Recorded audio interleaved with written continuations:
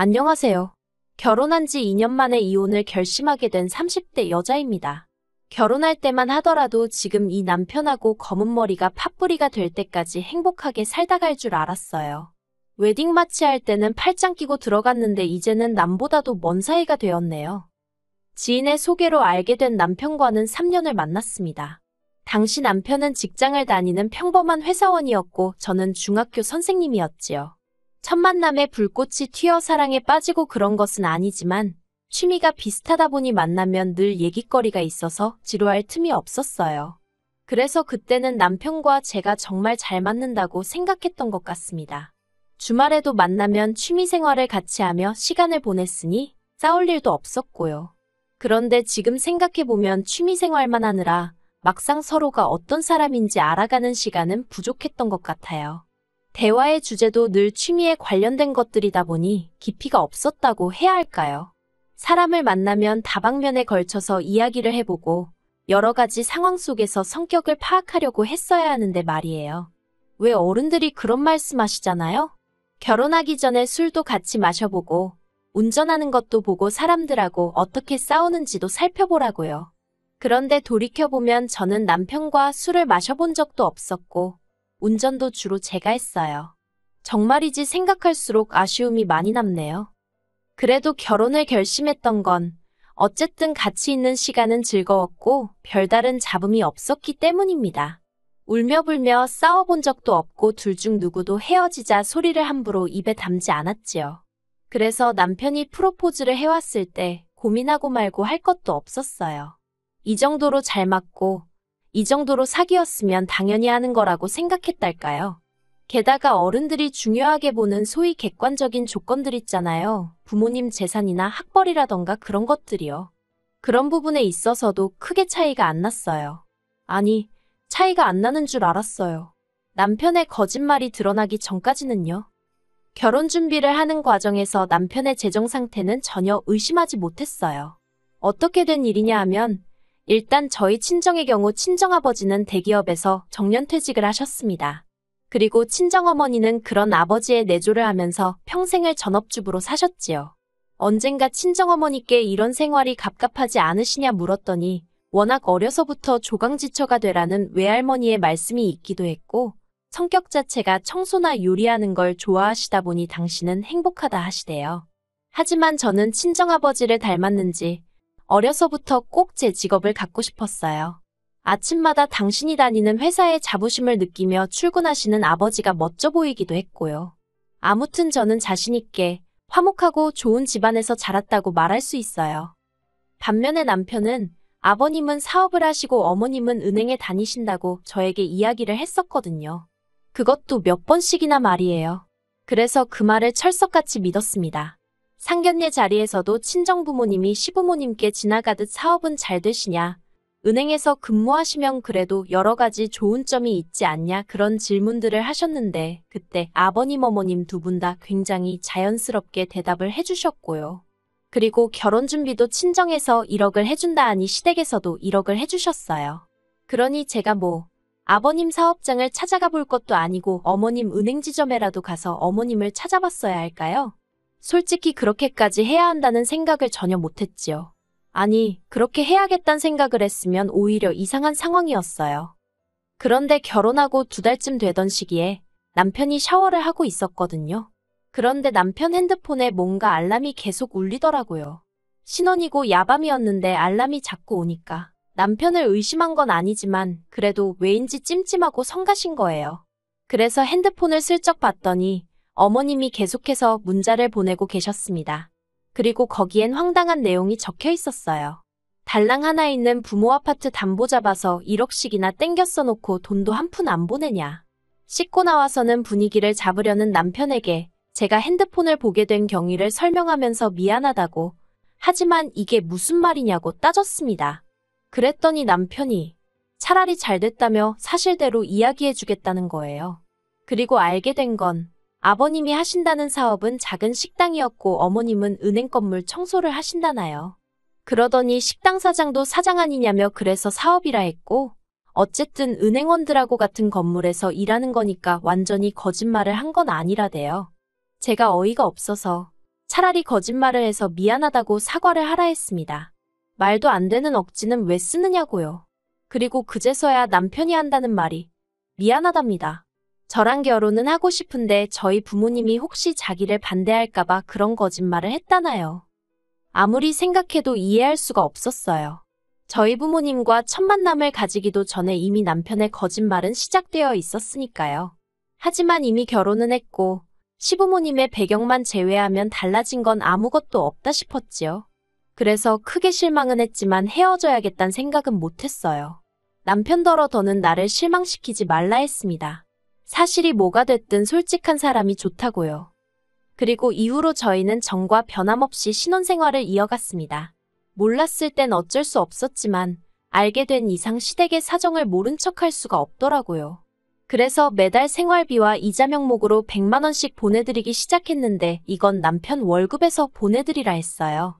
솔직히 친정부모님한테 1억이나 받고 시집왔는데 친정부모님은 일단 저희 부부더러 자리부터 잡으라며 한 달에 10만 원도 안 받으려 하셨거든요. 그런데 이유가 어찌됐건 시댁에 100만 원씩 드린다는 게 저도 사람이니 기분이 좋을 리 없었지요. 친정부모님은 아무것도 모르시는 상황이었지만 그래도 뒤에서 제가 죄 짓는 것 같은 기분도 들었고요. 그래서 남편에게 당분간은 월급 관리도 따로 하고 대신 어머님 아버님께 드리는 것도 당신이 따로 드리라 했습니다. 남편은 부부 사이에 어떻게 그렇게 딱 선을 긋냐며 서운하다 했지만 저는 남편에게 당신이 한 거짓말에 대한 일종의 죗값이라고 생각하라 했어요. 그러니 남편도 더는 이러쿵저러쿵 말을 못하대요. 그리고 저는 남편에게 말은 안 했지만 그래도 사람이니 한 번쯤 실수는 할 수 있는 법이지 싶어서 다시는 이 일을 입에 담지 않겠다고 다짐했어요. 그런데 얼마 전 남편의 본성을 알아차리고 말았습니다. 거짓말을 했던 것도 실수가 아니었고 남편은 원래 그 모양 그 꼴인 사람이었더라고요. 다만 제가 그걸 알아챌 기회가 없었을 뿐. 친정아버지는 은퇴 후 친정어머니와 함께 고향에 내려가 블루베리 농사를 짓기 시작하셨어요. 워낙에 귀농이 꿈이기도 하셨고 아버지 표현을 빌자면 농사짓다 망해도 그 돈 없어도 안 죽는다 싶어서 시작하셨다대요. 그런데 막상 귀농을 해보니까 고향도 당신이 알던 옛날 그 고향이 아니고 서울 생활도 그리워지셨나 봐요. 그래서 작년 가을쯤 시골 생활 전부 다 청산하시고 다시 서울로 올라오셨어요. 근데 문제는 막상 서울로 다시 올라오니까 처음 한 달 정도만 재밌다가 이게 농사라는 게 매일같이 신경 쓰고 할 일이 있잖아요. 그런데 갑자기 할 일이 싹 사라져서 그런지 우울해 하시더라고요. 친정어머니는 어머니대로 그런 아버지의 모습 때문에 힘들어 하셨고요. 그래서 제가 취미생활이라도 시작해보시라고 했는데 아버지가 그런 것보다는 돈을 벌고 싶다고 하셨습니다. 단돈 몇십만 원이라도 당신 손으로 벌어서 나중에 제가 자식 낳고 하면 손주들 용돈도 주고 그러고 싶으시다고요. 솔직히 노후 준비도 다 되어 있으시면서 이제 와서 왜 또 일을 하고 싶어 하시는 건지 자식으로선 이해도 안 되고 걱정이 앞서대요. 그래서 몇 날 며칠을 그러지 마시고 어디 여행이라도 다녀오시라고 말씀도 드려보고 요새 어른들 사이에서 유행이라는 스포츠 댄스 교실이며 이거저거 소개도 해드렸어요. 그런데 아버지는 아직 당신이 쓸모있는 사람이라는 걸 느끼고 싶다 하시더라고요. 그리고는 며칠 뒤 꺼내신 말씀이 택배 배달을 해보시겠답니다. 친정어머니랑 같이 다니면서 하면 드라이브도 될 것 같고 움직여야 하니까 운동도 되지 않겠냐면서요. 제가 젊은 사람들도 힘들어서 얼마 못하고 나가 떨어진다더라고 하지 마시라고 말렸어요. 그러다 허리라도 다치시면 늙음하게 생고생하신다고 화도 냈지요. 하지만 친정아버지의 고집은 황소고집이었고 그나마 다행히 아는 분의 연줄로 배달 건수를 조절할 수 있다고 하시대요. 그래서 하루에 한 50건 정도만 배달하면 된다고요. 그래서 결국 한번 해보시라 했습니다.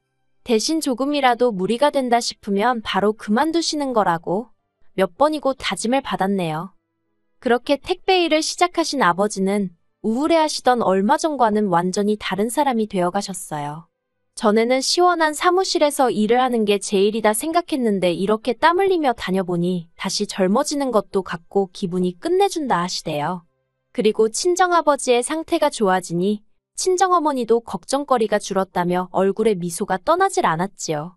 제 우려와는 달리 너무나 즐거워하시는 두 분을 보고 있으니 나이만 생각해서 제가 너무 저희 친정부모님을 과소평가한 건 아닌가 싶대요. 그런데 어느 날 퇴근하고 집에 돌아왔는데 남편이 씩씩거리고 있더라고요. 제가 무슨 일이라도 있었냐고 물으니까 오늘 회사에서 쪽팔려 죽는 줄 알았다는 겁니다. 그래서 그게 무슨 소리냐니까 친정아버지께서 자기 사무실이 있는 건물에 택배 배달을 오셨다는 거예요. 그게 뭐 어때서 하니까 배달이나 하러 오셨으면 배달이나 하고 가면 되지 왜 자기를 아는 척을 하냐며 짜증을 내대요. 그때부터 저도 전후 사정은 잘 몰랐지만 기분이 나빴어요. 하지만 꾹꾹 눌러 참으며 남편더러 화만 내지 말고 자세히 말을 해보라 했습니다. 그랬더니 남편이 한다는 말이 점심 먹고 동료들하고 들어오는데 택배조끼를 입은 노인네가 두리번두리번거리더랍니다. 그러니까 남편 옆에 있던 동료 중 한 명이 어르신 어디 찾으시냐고 물었나 봐요.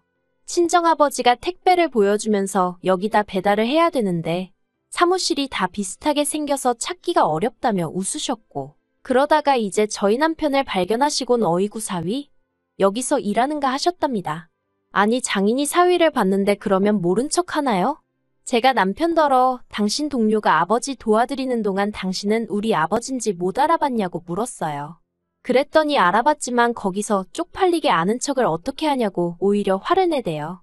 그래서 자기가 고개까지 돌리고 있었는데 저희 아버지가 기어이 아는 척을 했다면서 너무 짜증이 난대요.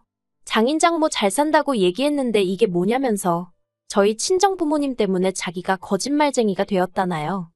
듣고 있는데 어찌나 황당하던지 그리고 동시에 친정아버지가 받으셨을 마음의 상처가 걱정이 되었어요. 하지만 이를 크게 만들고 싶지 않아서 남편에게 기분 나쁜 티를 내는 대신 친정아버지가 얼마나 당신이 반가웠으면 그러셨겠냐고 그냥 적당히 넘어가라고 했습니다. 그런데 남편은 계속해서 하는 말이 이제 와서 말이지만 장인어른은 배려심이 부족하답니다.